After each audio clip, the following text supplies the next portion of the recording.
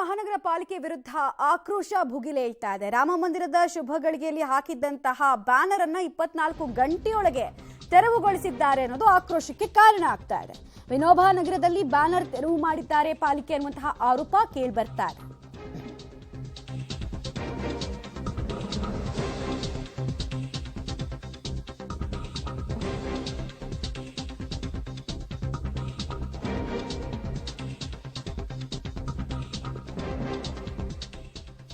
ಪಾಲಿಕೆ ಕಮಿಷನರ್ ರೇಣುಕಾ ದೇವಿ ವಿರುದ್ಧ ಈ ಆಕ್ರೋಶ ವ್ಯಕ್ತ ಆಗ್ತಾ ಇದೆ.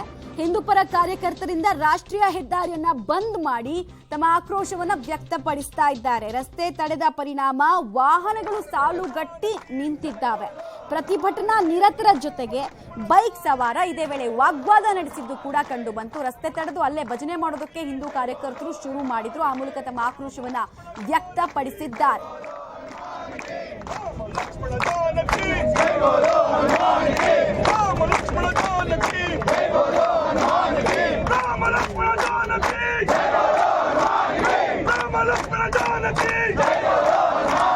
Rama Lakshmana Janaki